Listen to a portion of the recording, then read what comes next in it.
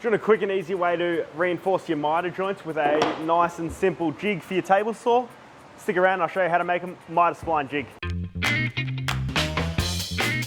G'day guys, Kieran here from KJH Woodworking and welcome back to our channel. Today we are going to make a miter spline jig, which is basically a jig that runs along your table saw to allow you to reinforce your miter corners.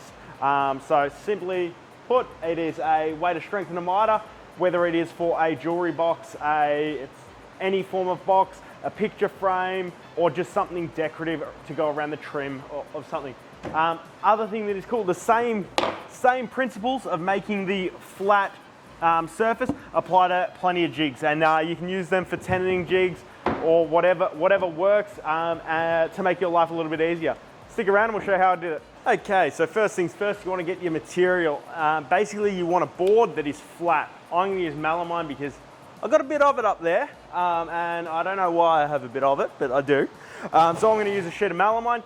Ply, MDF, chipboard, whatever you've got will work, as long as it is flat. Because basically you're just going to cut it up, so you want a flat surface. I'm going to use melamine for two reasons. I've got it, and it's also a slick surface, so it should slide along my fence nice and smoothly. Okay, next thing to consider is what are you using your spline jig for, or tenon jig, or whatever jig you're making, because you want to make it as big as you need it. You don't want to go oversized. I used to be able to do the biggest because you can use it for everything.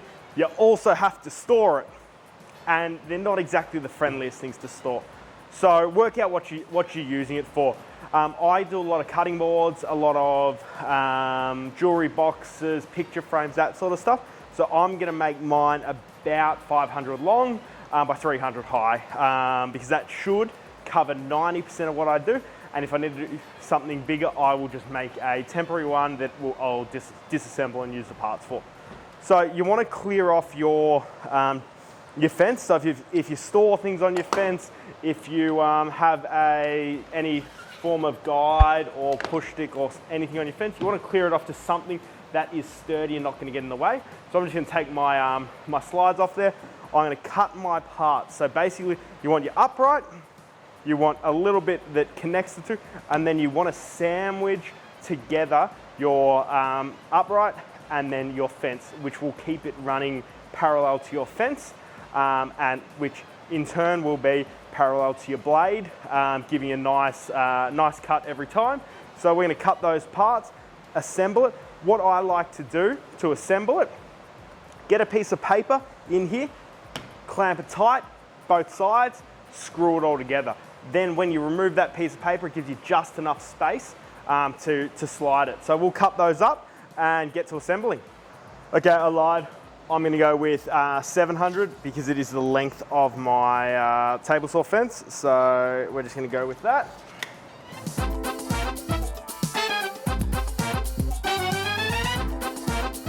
Cool little trick for cutting wider boards. If you don't have the depth on your saw, bring it down, lift the board up slightly, and you should be able to get through it. Only if you're comfortable, and only if you don't need it to be very accurate, because it's not as accurate as if you're hard against the fence, but still works for rough cuts.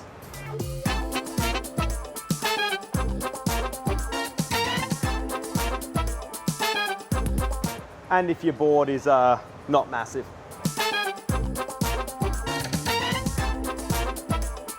So the first piece is my upright, and then I'm going to cut another piece at 700, which is what I'm going to rip my other two components out of, as well as the 45s that will make up the jig at the end.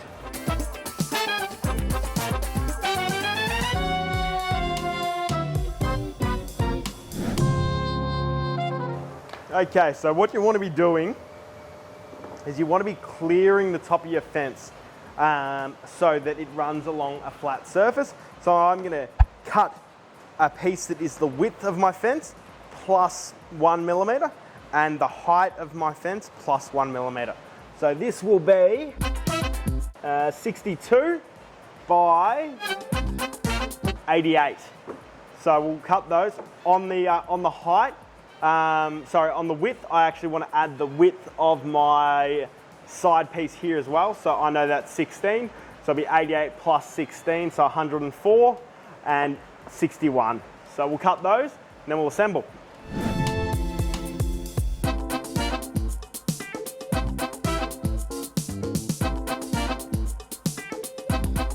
Now, if you are using melamine, make sure the banded edge is face down on this part here. So if it does rub, you've got a smooth surface rather than the chipboard edge. Make sense? Safety first.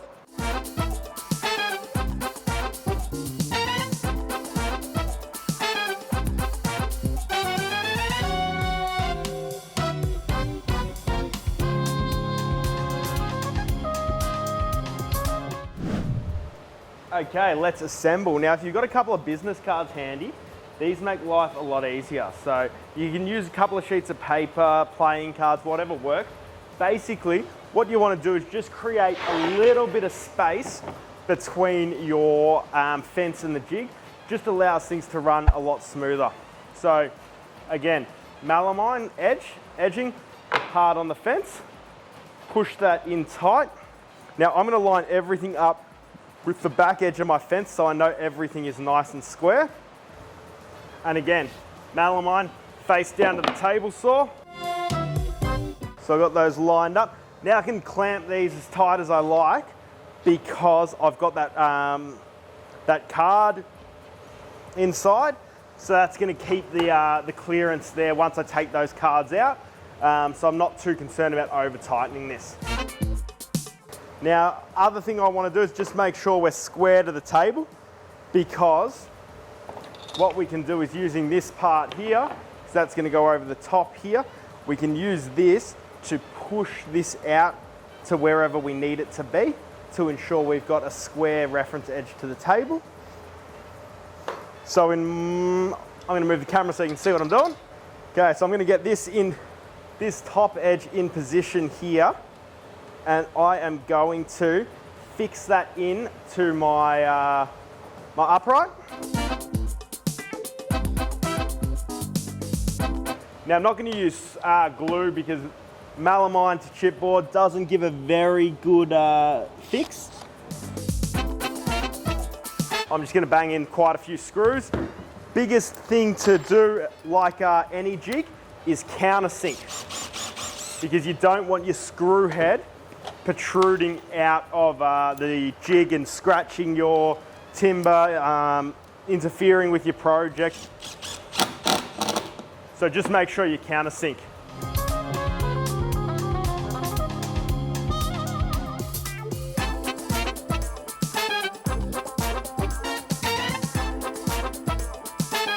Okay, so now we've got those in position. I can get rid of, whoops, no, I can't get rid of those clamps.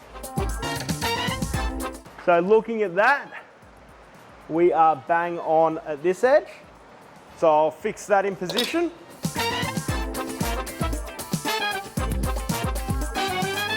Now, if for whatever reason you were slightly out, what you would do is before you screw this down, you'd bend this either way to make sure it's square. And then when this screw goes in, it'll hold you in the right position. Now I'm going to check middle. So the middle, I've got a slight gap at the bottom. So I'm going to pull that across, jam the square in nice and tight, and then screw this off. I will come back and countersink that once I have another screw in the middle here, just to hold it in position. This is where I think it's time to buy a third drill.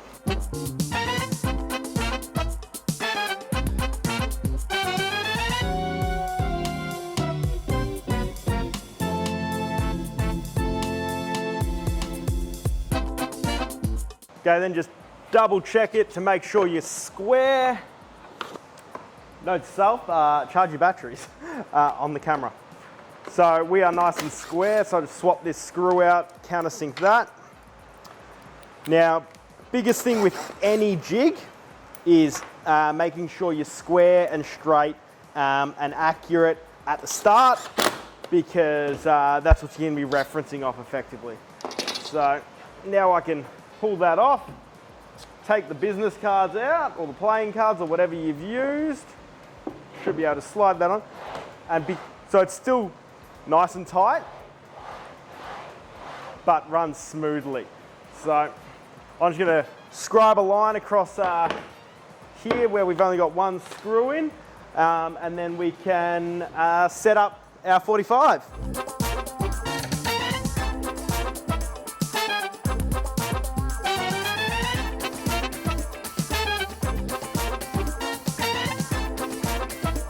Okay, so to set up your 45, you want to find the center of your board. So I am 686, so 343. And then from there, you want a 45 each direction. So I'm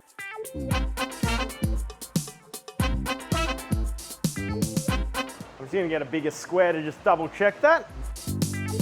So we've got our 45 there, yep. And our 45 there. Okay, now you need 2 rails. So this is a classic, whatever you've got will work scenario again.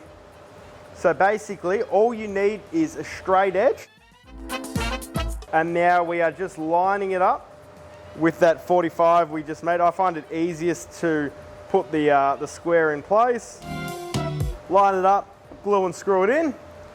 I like to line up one screw with my rail that goes across there, because then I can put a 50mm screw in and then just tack it in with 2 others. But the easiest way I find is CA glue and activator.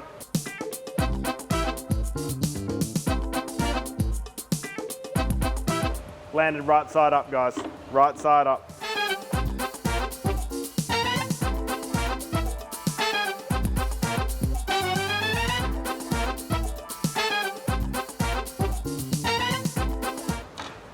Beautiful, bang some screws in, and then you are good to go.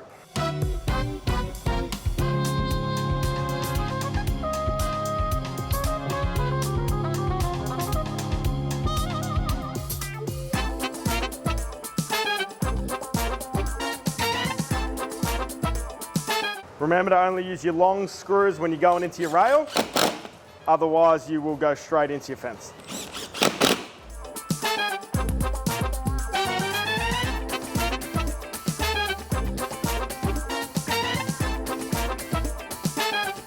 Okay, so now you do a quick cleanup and you're good to go. Movie magic, quick as that. Let's give this a test run. Safety first.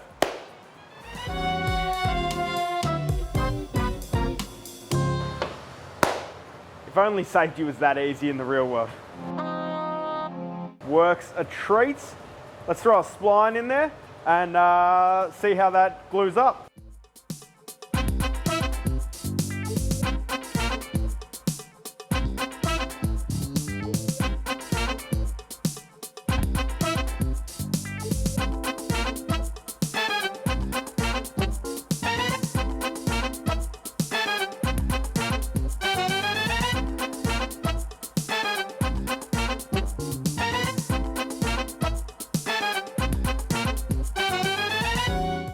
As you can see, simple jig, really easy application, works out a treat, really easy to do, really reinforces the corners on a miter. So you can go as deep or as shallow as you like, but it does give a lot of extra strength to your miter joints. If you want to see a real life application of this in use, subscribe to the channel, because next video is a picture frame where I use this exact technique to make a red gum picture frame. So if you want to see that, subscribe to the channel. If you got anything out of this video, I'd appreciate you to like the video. If you've got any questions, queries, or any tips, leave them in the comments below. Otherwise, I will see you on the next one. Cheers, guys.